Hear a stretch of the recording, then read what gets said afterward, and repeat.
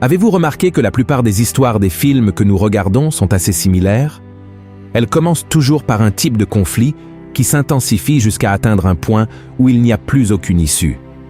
Et lorsque tout semble perdu, quelqu'un surgit pour mettre fin à la crise et rétablir la normalité. Le premier livre des rois dans la Bible ressemble beaucoup à ces scénarios de films, avec seulement 2 différences. La première est que tout ce qui y est narré est réel. Cela s'est réellement produit dans le passé. Et la deuxième est que le grand méchant de l'histoire continue d'agir aujourd'hui, causant beaucoup de mal à l'humanité.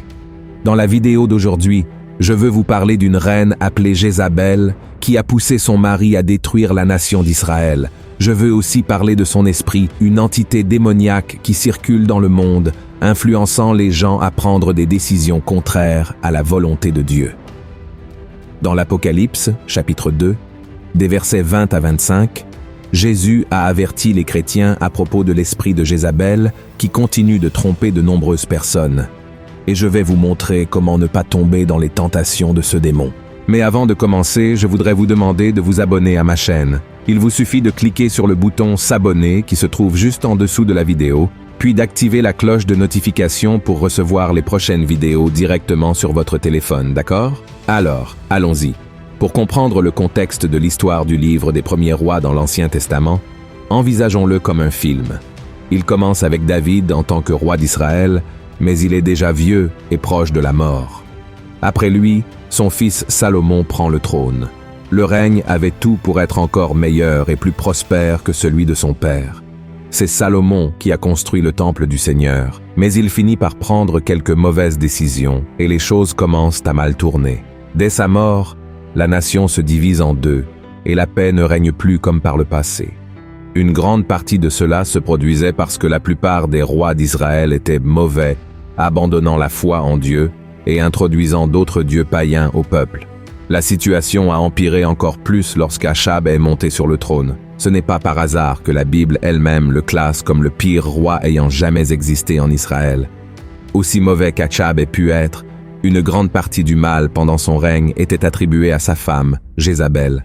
Jézabel était la fille d'un roi de Phénicie qui se trouvait là où se situent aujourd'hui le Liban et la Syrie. La Phénicie était une nation idolâtre et ennemie du peuple de Dieu. Mais Achab s'est quand même marié avec la princesse de cette nation parce qu'il voulait avoir plus d'influence dans la région, faisant ainsi de cette femme une reine sur la terre que Dieu avait promise un jour à Abraham. Jézabel adorait un dieu appelé Baal, qui était le dieu de la pluie et de la fertilité. Grandissant au milieu du pouvoir et du péché, elle est devenue une femme très influente, puissante et surtout très méchante. Le chapitre 25 des Premiers Rois déclare qu'elle encourageait Achab à faire ce qui était mal.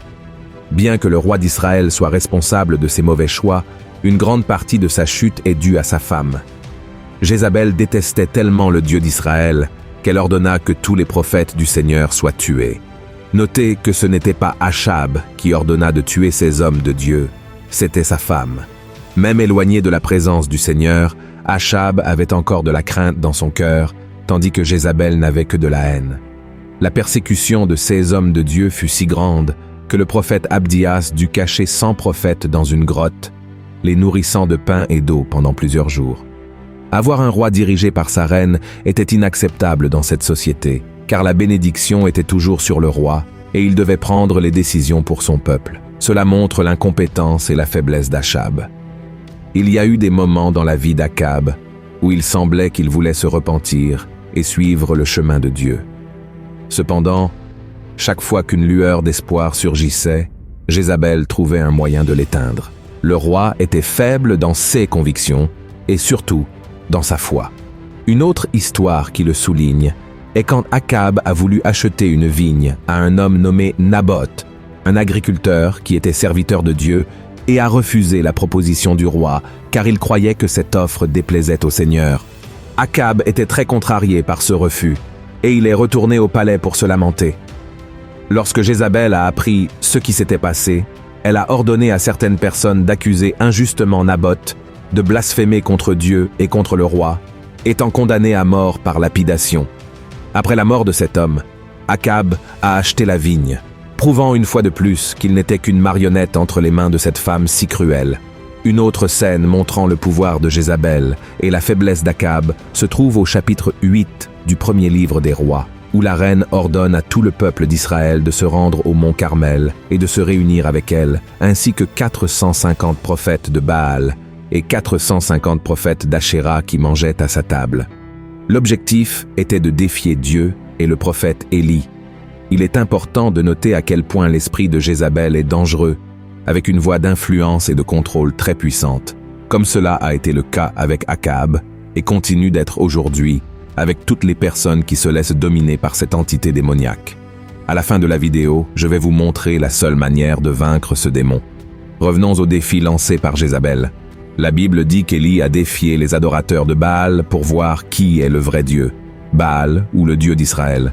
Chaque camp devait préparer un autel et un sacrifice, mais ne pas allumer le feu. Au lieu de cela, ils devaient invoquer leur Dieu pour envoyer du feu du ciel. Les prophètes de Baal ont prié, dansé et se sont même blessés en tentant d'invoquer Baal, mais il n'y a eu aucune réponse ni signe de feu. Ensuite, Élie a construit un autel avec 12 pierres symbolisant les 12 tribus d'Israël, a mis le sacrifice dessus, puis a ordonné que l'autel et le sacrifice soient mouillés avec beaucoup d'eau. Ensuite, il a prié le Dieu d'Israël et en réponse, le Seigneur a envoyé du feu du ciel qui a consumé le sacrifice, l'eau et même les pierres de l'autel. Ainsi, avec une seule prière d'Élie, le Seigneur a exposé les faux dieux à la nation d'Israël, prouvant qu'il était le seul et vrai Dieu. Ensuite, Élie a ordonné que les prophètes de Baal soient capturés et tués. Il a prophétisé que la reine Isabelle aurait une mort terrible, ce qui l'a beaucoup irrité, la menaçant de tuer le prophète et le forçant à fuir. Le temps a passé, Dieu a pris soin d'Élie, et la prophétie sur la fin d'Isabelle s'est finalement accomplie. Elle a été jetée par la fenêtre par ses serviteurs et piétinée par des chevaux. Après sa mort, son corps a été dévoré par des chiens. Elle a eu la chance de se repentir après avoir vu le résultat du défi et d'avoir entendu la prophétie de sa mort, mais elle a choisi de continuer sur le chemin des ténèbres. Bien qu'Isabelle soit déjà morte depuis si longtemps et oubliée par beaucoup, son esprit demeure vivant dans ce monde et se manifeste dans le comportement et les actions de beaucoup d'entre nous. Dieu a touché mon cœur pour vous transmettre cette parole aujourd'hui, parce qu'il veut vous avertir sur le type de personnes que vous avez autour de vous. Quand nous fréquentons des personnes mauvaises, nous prendrons probablement des décisions mauvaises. L'influence de ces personnes peut vous manipuler pour faire des choses qui déplaisent à Dieu, vous éloigner de son chemin et vous faire pécher. C'est pourquoi l'apôtre Paul nous a donné cet avertissement. Ne vous mettez pas avec les infidèles sous un joug étranger, car quel rapport y a-t-il entre la justice et l'iniquité? Ou qu'y a-t-il de commun entre la lumière et les ténèbres? Quel accord y a-t-il entre Christ et Bélial? Ou quelle part a le fidèle avec l'infidèle? Il est nécessaire de faire attention à qui vous autorisez à entrer dans votre vie, que ce soit une amitié ou un mariage, car si vous le faites, il est très probable que votre conjoint vous éloigne de Christ. Laissez-moi préciser que je n'encourage pas un chrétien déjà marié à un incroyant à se séparer. La Bible dit que nous devons prier, croire que Dieu peut changer toutes choses et ne pas simplement abandonner. Cependant, je veux dire que vous devez être très proche de Dieu pour ne permettre à rien ni à personne de vous séparer de lui, tout comme Jézabel l'a fait avec Akab. Souvent, les gens associent l'esprit de Jézabel au sexe, à la séduction et à la promiscuité, ce qui est également correct. J'ai déjà fait une vidéo sur ma chaîne à ce sujet. Je crois que ce ne sont là que quelques-uns des fruits de cette entité satanique. Je crois qu'il y a 3 pouvoirs principaux de cet esprit, et je vais vous montrer lesquels. Le premier pouvoir est le contrôle. Cette entité est contrôlante, manipulatrice, elle emprisonne les gens. Contrairement à ce que beaucoup de gens pourraient penser, elle n'a pas de genre. Ce n'est pas parce qu'il s'agit d'un esprit avec un nom de femme qu'il ne peut pas aussi prendre possession de la vie des hommes. Si vous regardez tout au long de votre vie, ce sont généralement les personnes avides de pouvoir ou très contrôlantes qui finissent par être possédées par cet esprit, générant beaucoup de confusion et étant très préjudiciables et désagréables. Prenons comme exemple les conflits dans les églises. Dans la grande majorité des cas, ils surviennent en raison du contrôle. C'est le pasteur contre les anciens, le ministère de louange contre les diacres, et ainsi de suite. C'est l'esprit de Jézabel qui habite également dans de nombreux foyers, y compris des familles chrétiennes. Ce ne sont pas rares les CA de couples qui me demandent de l'aide en raison des querelles de contrôle. Si c'est une réalité chez vous, priez Dieu pour un changement dès aujourd'hui, car cet esprit maléfique veut détruire votre foyer et votre famille. D'autres éléments importants, ne cherchez pas à contrôler votre conjoint, vos enfants, vos employés, vos collègues de travail ou toute autre personne faisant partie de votre cercle de relations, car cela ne vient pas de Dieu. Par hasard, le Seigneur vous oblige-t-il à faire quelque chose? Exige-t-il que vous l'aimiez et le serviez? Non. Dieu ne vous force à rien. Il veut que vous soyez sauvés, mais il n'obligera pas. Jésus a dit qu'il est à votre porte et qu'il frappe, et n'entrera dans votre vie que si vous le permettez. Le Christ n'exigera jamais que vous le receviez et l'acceptiez. Le deuxième pouvoir est la religiosité. L'histoire de Jézabel sert également à nous avertir sur les personnes qui ont un esprit religieux. Alors, faites très attention à ceux qui parlent de Dieu, qui vivent à l'intérieur de l'Église, mais qui n'ont pas une relation intime et véritable avec lui. Ces personnes accomplissent leurs devoirs religieux, recherchent ou conservent des postes élevés au sein de la congrégation et, à cause de cela, se considèrent meilleures et plus importantes que les autres chrétiens, alors qu'elles ne portent pas le Christ dans leur cœur. Et bien qu'elles ne soient pas adoratrices de Baal ou d'une autre entité, ces personnes s'adorent elles-mêmes et sont donc aussi idolâtres qu'un païen. Le troisième pouvoir est la haine envers l'autorité établie par Dieu. Dans son esprit, Jézabel avait toute l'autorité en tant que reine d'Israël et ne se souciait pas des prophètes ni du peuple de Dieu. Elle ne se repentit pas de ses péchés, même après que Dieu ait prouvé sa puissance sur le mont Carmel. Elle se moqua également de Jéhu, le commandant militaire de l'armée d'Israël, avant qu'il n'ordonne à ses serviteurs de la jeter par la fenêtre. Cet esprit est également présent de nos jours, car certaines personnes veulent poursuivre leurs propres gains égoïstes, sans respecter l'ordre ou la hiérarchie. Pensez-vous qu'il n'y a pas de telles personnes dans nos églises, familles et communautés? Bien sûr qu'il y en a, alors soyez attentifs à ceux qui manipulent, planifient, trompent, et essaie de prendre le contrôle des choses pour nuire aux dirigeants choisis par Dieu. Éloignez-vous de ces personnes, car elles peuvent vous inciter à faire ce qui est mal et contraire à la volonté du Seigneur, d'accord?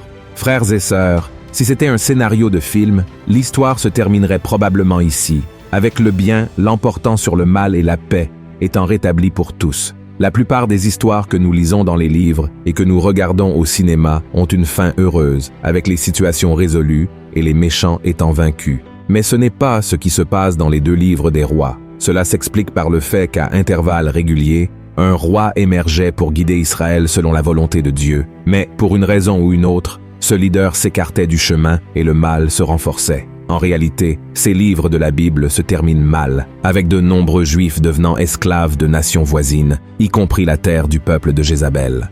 Et près de 3000 ans après la fin du règne de Jézabel, cette histoire n'est toujours pas terminée. Comme nous l'avons vu, son esprit exerce toujours un grand pouvoir et nuit à de nombreuses personnes dans ce monde. Mais il y a une promesse de fin heureuse, le jour où Jésus reviendra et établira son royaume, envoyant Satan et ses démons à l'endroit qui a été créé pour eux, le lac de feu de l'enfer. L'esprit de Jézabel est puissant et peut causer beaucoup de ravages dans nos vies, mais l'Esprit Saint de Dieu est beaucoup plus puissant. Et, si vous l'avez dans votre cœur, vous serez capable de reconnaître les caractéristiques de cette entité maléfique et de savoir comment traiter les personnes qui sont utilisées par elle. C'est pourquoi, priez pour que le Seigneur vous guide avec son Esprit Saint en tout temps de votre vie. Amen. Si vous avez apprécié ce message, partagez-le avec le plus grand nombre de personnes et je vous attends dans la prochaine vidéo. Que Dieu vous bénisse puissamment. Une grande étreinte.